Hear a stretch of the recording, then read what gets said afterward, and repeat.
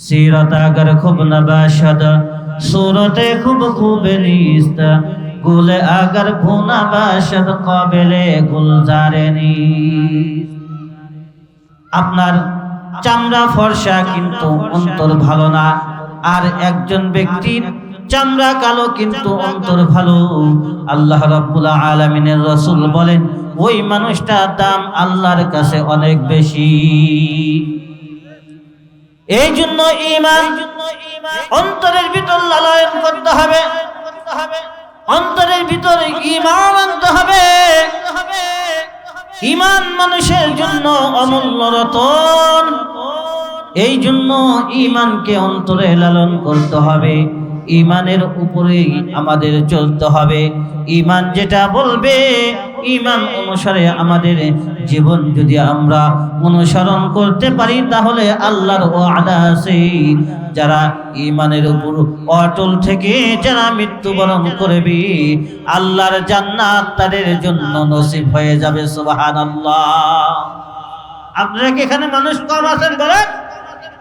ঈমানদারের একজনের কণ্ঠ অমুসলিম হাজার মানুষের কণ্ঠের থেকে দামি, অমুসলিম হাজার মানুষের কণ্ঠের থেকে শ্রেষ্ঠ হবে। এই জন্য আমরা এখানে যতগুলো মানুষ বসে আছি আমাদের প্রত্যেকের অন্তর এবং জবান থেকে আমরা আমাদের কণ্ঠ থেকে আমরা আলহামদুলিল্লাহ এবং অন্তত সুবহানাল্লাহ গুলো জোরে উচ্চারণ করব। নারায়ে তাকবীর। প্রধান বক্তার আগমন, শুভেচ্ছায় স্বাগতম সিরাজগঞ্জের পক্ষ থেকে, কামারখন্দের পক্ষ থেকে, ভদ্রঘাটের পক্ষ থেকে নারায়ে তাকবীর। প্রধান বক্তার আগমন, শুভেচ্ছায় স্বাগতম নারায়ে তাকবীর। সম্মানিত হাজিরিন, যে কথা বলতেছিলাম তাহলে ঈমানের দাম অনেক বেশি, ঈমানের দাম অনেক বেশি। এই জন্য যাদের ভিতরে ঈমান আছে এদিকে লক্ষ্য করেন, যাদের ভিতরে ঈমান আছে তাদের দাম আল্লাহর কাছে অনেক বেশি। চাই মানুষটা কালা হোক অথবা ধলা হোক, আল্লাহ রাব্বুল আলামিনের রাসূল বলেন আল্লাহ রাব্বুল আলামিনের কাছে এ দুনিয়ার হাজার হাজার ফর্সা ধলা মানুষের থেকে তিনজন কালো মানুষের দাম আল্লাহর কাছে অনেক বেশি। বলেন তিনজন, কয়জন? এ দুনিয়ায় যত ফর্সা মানুষ আছে সকল ফর্সা মানুষের থেকে আল্লাহর কাছে তিনজন কালো মানুষের দাম বেশি। এর মধ্যে থেকে একজন হলো হযরত বেলাল। যেই বেলাল ছিলেন গোলাম, বাবাও গোলাম, দাদাও গোলাম, পরদাদাও গোলাম, গোলামের বংশে গোলাম। বেলাল দেখতে তেমন ভালো দেখা যেত না, বেলালের চেহারা কালো, বেলালের হাতের আঙ্গুলগুলো ছিল ফাটা। বেলাল দেখে নিগ্র কালোর মতো দেখা যেত, কিন্তু আমার আল্লাহ আসমান থেকে জানায়া দিছে ও দুনিয়ার মানুষ, তোমরা যদি মনে করো বেলাল কালো, কিন্তু আমি আল্লাহর কাছে বেলালের দাম অনেক বেশি।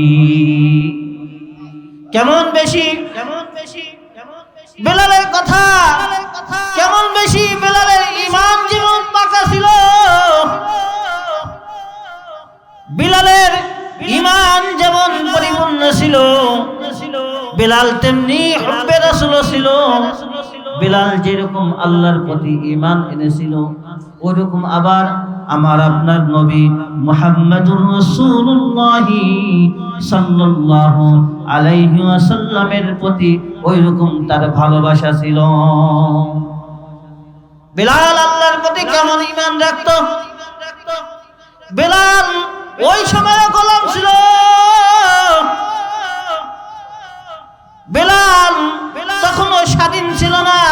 ওই সময়ের ঘটনা। বিলাল ছিল উমাইয়া ইবনে খলফের গোলাম। বিলাল উমাইয়া ইবনে খলফের গোলাম। বিলাল একদিন কাজ করতেছে আর মুখ লাড়িয়ে লাড়িয়ে মাওলা পাকের জিকির করতেছে। উমাইয়া ইবনে খলফ উনি পরিদর্শন করতেছে তার গোলামগুলো কারা কাজের মধ্যে ফাঁকি দেয়। তিনি লক্ষ্য করে দেখলেন বিলাল কাজ করতেছে কাজের মধ্যে মুখ লাড়িয়ে লাড়িয়ে বিলাল যেন কি জপতেছে। উমাইয়া ইবনে খলফ বিলালকে ডাক দিয়ে বললেন, বিলাল তুমি কি করতেছো? বিলাল বলতেছে, ওগো মালিক, আমি কাজের ফাঁকে ফাঁকে মুখ লাড়িয়ে লাড়িয়ে আমি আমার মনিবের নাম জপতেছি। সুবহানাল্লাহ। কোন উমাইয়া ইবনে খলফ বিলালকে ডাক দিয়ে বলল, বিলাল আগামী কাল থেকে তোমার কাজের সময় আমি ভাগ করে দিলাম। তোমার যে 8 ঘন্টা ডিউটি ছিল, আজ কালকের থেকে তোমার 8 ঘন্টা ডিউটি আর পালন করতে হবে না। আগামী কাল থেকে তুমি 6 ঘন্টা ডিউটি পালন করবা, 2 ঘন্টা তোমার জন্য মাফ করে দেওয়া হলো। বিলাল জিজ্ঞেস করলো, মালিক কি জন্য আমার 2 ঘন্টা আপনি মওকুফ করে দিলেন? কি জন্য আমার 2 ঘন্টা মাফ করে দিলেন?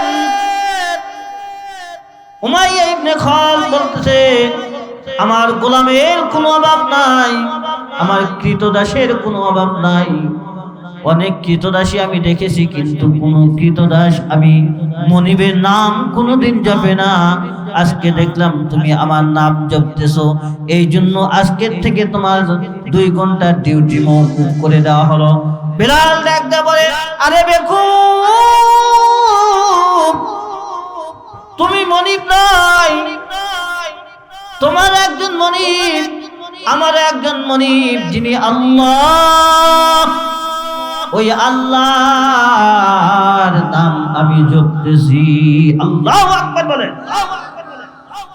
ওই মনিবের নাম আমি জপতেছি। উমাইয়া ইবনে খলফ উনি এখন আশ্চর্য হয়ে গেছে, কি কয়?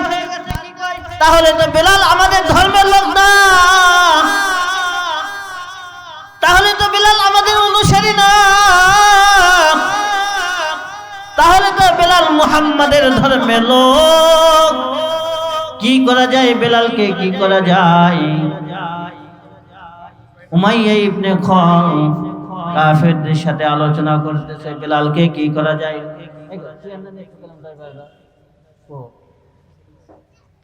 উমাইয়া ইবনে খলফ কাফেরদের সাথে পরামর্শ করতেছে, কি করা যায়।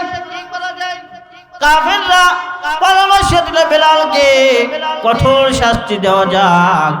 বিলালকে কঠোর কি শাস্তি দেওয়া হবে? কাফেরদের পরামর্শ অনুযায়ী হযরত বিলাল রাদিয়াল্লাহু তাআলা আনহুকে উত্তপ্ত বালুর মধ্যে, গরম বালুর মধ্যে হযরত বিলাল রাদিয়াল্লাহু তাআলা আনহুকে শাস্তি দেওয়া হয়েছে। উলঙ্গ করে গরম বালুর মধ্যে বিলাল রাদিয়াল্লাহু তাআলা আনহুকে ছেড়ে দিয়ে বুকের উপর পাথর চাপা দিয়েছে। এরপরেও আমার বিলাল, এরপরেও বিলাল রাদিয়াল্লাহু তাআলা আনহু আল্লাহকে ভুলে নাই।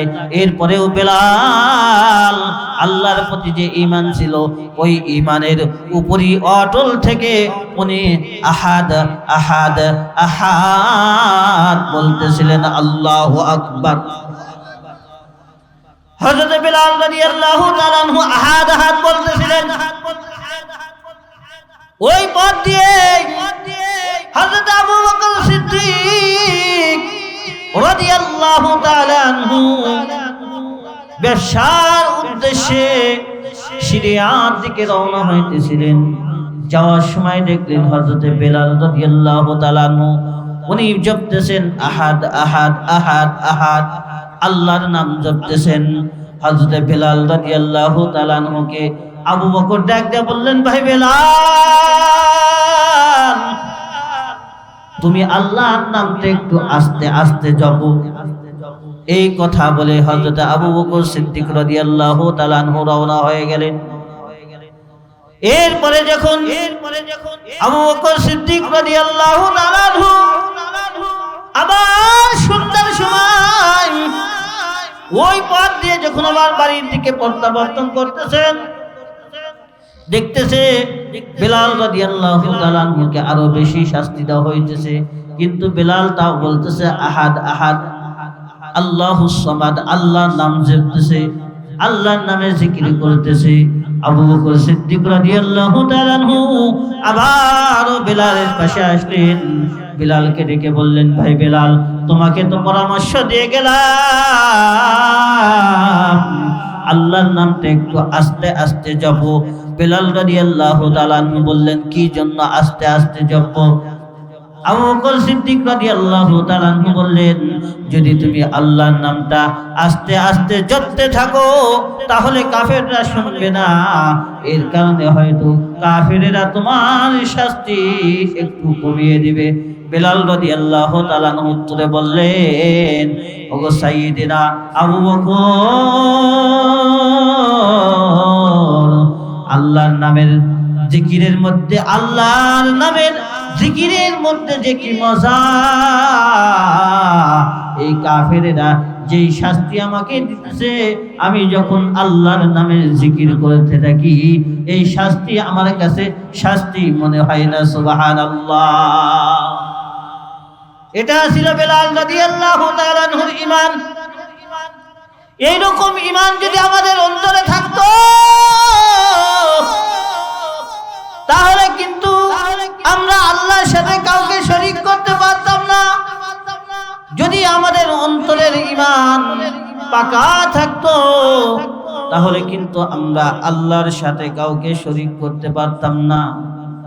নবীজির নামে যারা অপবাদ দেয়, নবীজির নামে যারা কটূক্তি করে, আমাদের ঈমান যদি পরিপূর্ণ থাকতো তাহলে ওই সমস্ত কুলাঙ্গারদেরকে বাংলার জমিনে থাকতে দেওয়া হতো না। কথা বলেন ঠিক কিনা?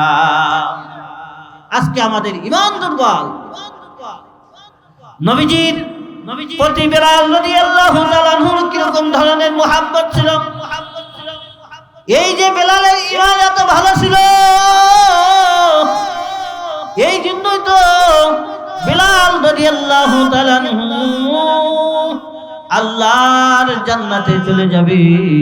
সাইয়্যিদুল মুরসালিন রাহমাতাল লিল আলামিন নবী কুলের শিরোমণি মুহাম্মাদুর রাসূলুল্লাহ সাল্লাল্লাহু আলাইহি ওয়াসাল্লাম মেরাজের রজনীতে যখন জান্নাত জাহান্নাম সফর করতেছেন, আল্লাহর রাসূল সাল্লাল্লাহু আলাইহি ওয়াসাল্লাম যখন জান্নাতের মধ্যে জান্নাত ভ্রমণ করতেছিলেন, এই সময় হযরত মুহাম্মদুর রাসূলুল্লাহ সাল্লাল্লাহু আলাইহি ওয়াসাল্লাম উনি লক্ষ্য করতে পারলেন কে যেন রাসূলের আগে আগে হাঁটতেছে। হাঁটলে যেরকম শব্দ হয় এইরকম খরমের শব্দের মতো শব্দ পাওয়া যায়। হযরত বেলাল রাদিয়াল্লাহু তাআলা হযরত মুহাম্মদুর রাসূলুল্লাহ সাল্লাল্লাহু আলাইহি ওয়াসাল্লাম জিবরাইলকে ডাকতে বললেন, আইয়ু সাউতিন হাদা ইয়া জিবরাইল, হে জিবরাইল, এই যে আওয়াজটা আসতেছে, এই শব্দ, এই আওয়াজটা কোন জায়গা থেকে আসে, কার আওয়াজ?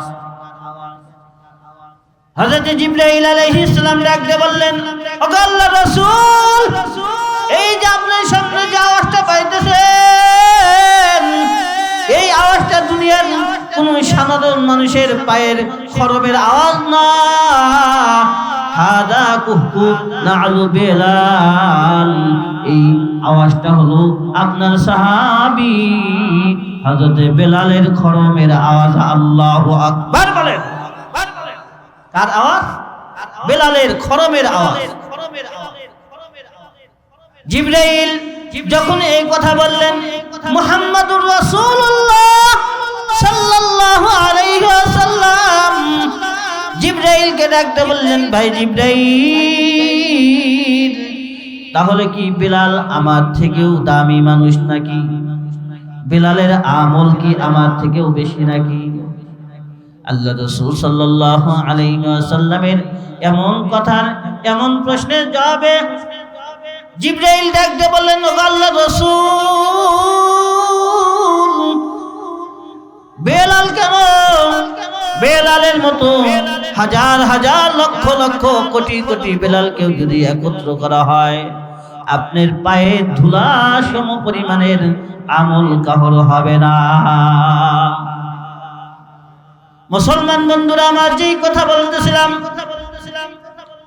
বেলাল রাদিয়াল্লাহু তাআলা আনহুর খরমের আওয়াজ জান্নাতের মধ্যে আমার আপনার রাসূল শুনে, জান্নাতের মধ্যে আমার আপনার রাসূল বেলালের খরমের আওয়াজ পায়। কি জন্য পাই?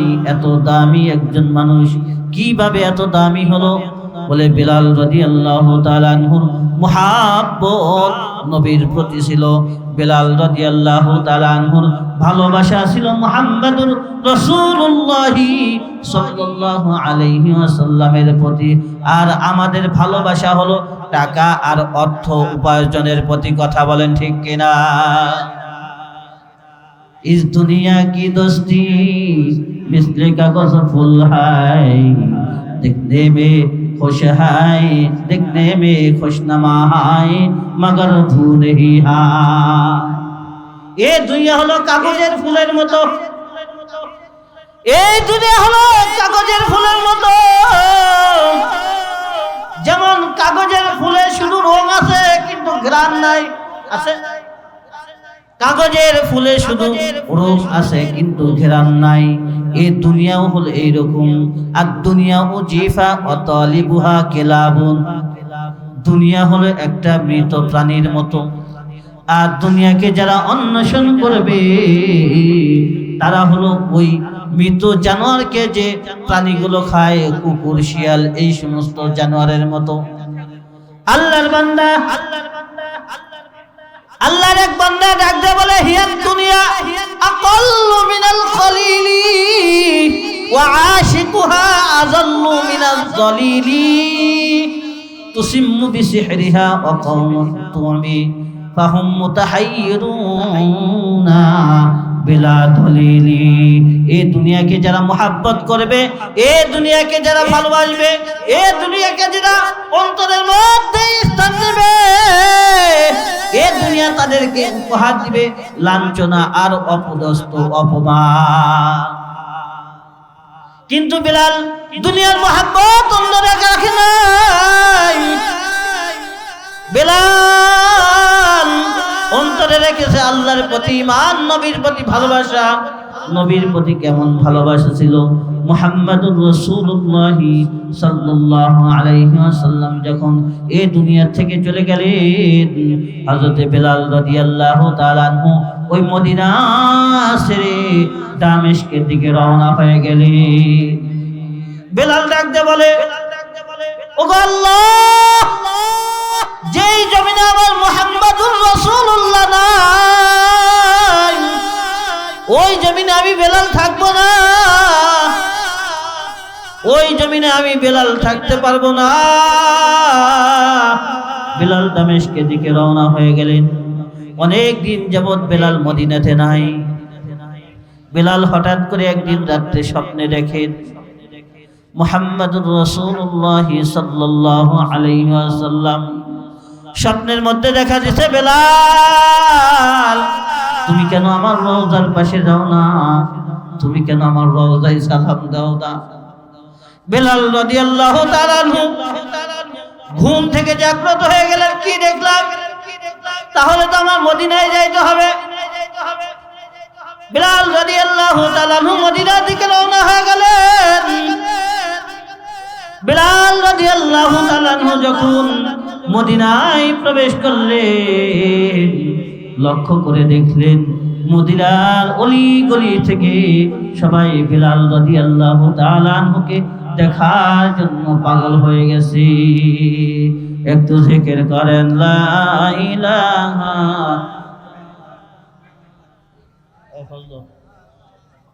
দ্বিতীয় বক্তা নিয়ে আসার কথা বক্তা নিয়ে আর দুই করে বক্তা আসতে বলো, বুঝছো? 8টার দিকে নিয়ে আসবে।